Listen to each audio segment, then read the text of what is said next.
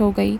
लेकिन अपनी गलतियों को एक्सेप्ट करने के बजाय ताबिश हर चीज़ की ज़िम्मेदार बीना को समझ रहा है और यहीं से एपिसोड डार्क टेरिटरी में एंटर हो जाती है।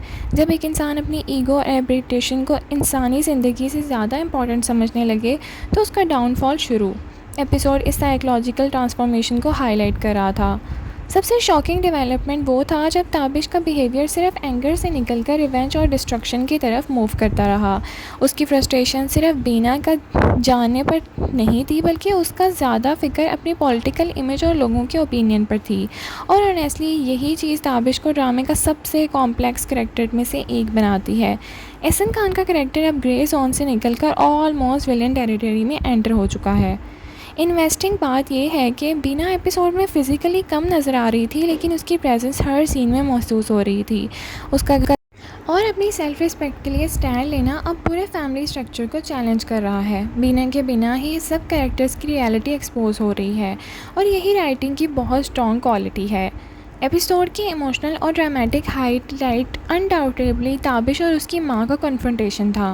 पहली बार लगता है कि इस माँ को भी एहसास हो रहा है कि बात सिर्फ फैमिली ऑनर के सेकंड मैरिज की नहीं है बल्कि सिचुएशन बहुत डेंजरस लेवल तक पहुंच चुकी है।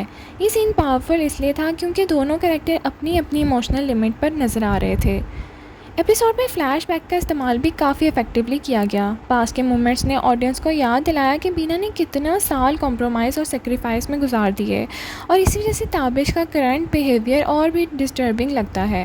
फ्लैशबैक्स इतने फिलर नहीं थे लेकिन उन्होंने इमोशनल इम्पैक्ट को जेन्युइनली स्ट्रॉन्ग बना दिया। तो चलिए बात करते हैं थोड़ी सी परफॉर्मेंस की। तो उर्वा हुसैन ने बीना के करैक्टर को बहुत ही इमोशनल कोर पर पहुंचाया है। उर्वा हुसैन ने डिग्निटी, पेन और साइलेंट रेसिस्टेंस को बहुत नेचुरली पोर्ट्रे किया है और उनकी परफॉर्मेंस ओवर ड्रामेटिक नहीं लगी। एहसन खान की बात करें तो उन्होंने अनडाउटेबली बहुत बिगेस्ट परफॉर्म किया है। ताबिश के अंदर की फ्रस्ट्रेशन, ईगो और ऑब्सेशन को उन्होंने आउटस्टैंडिंग वे में पोर्ट्रे किया है। ऑडियंस कैरेक्टर से नफरत कर रही है और यही एक्टर की सक्सेस होती है। गुड पॉइंट्स की बात करें तो ताबिश का साइकोलॉजिकल डाउनफॉल बहुत स्ट्रांगली रिटन था।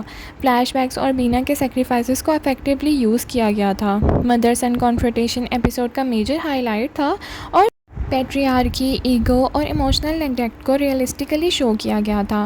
लेकिन साथ ही साथ कुछ वीक पॉइंट्स भी हैं। ताबिश की इमेज ऑब्सेशन को एंगल कुछ सीन्स में रिपीटेटिव फील हो रहा है।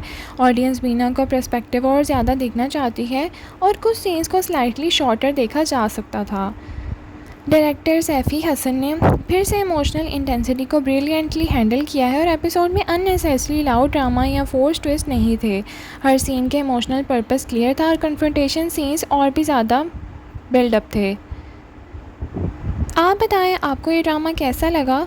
ओवरऑल तो ड्रामा इमोशनल और साइकोलॉजिकल स्ट्रॉन्ग था, एक्टिंग टॉप नॉच रही और डायरेक्शन मैच्योर थी। आप बताएं क्या ताबिश अब रिडीम हो सकता है या उसने वाकई हर रास्ता बंद कर दिया है? और क्या बीना को फाइनली इंसाफ मिलेगा? कमेंट सेक्शन में अपनी राय का इजहार ज़रूर करें। लाइक, शेयर, सब्सक्राइब करना ना भूलें। Thank you so much for watching. अल्लाह हाफ़िज़।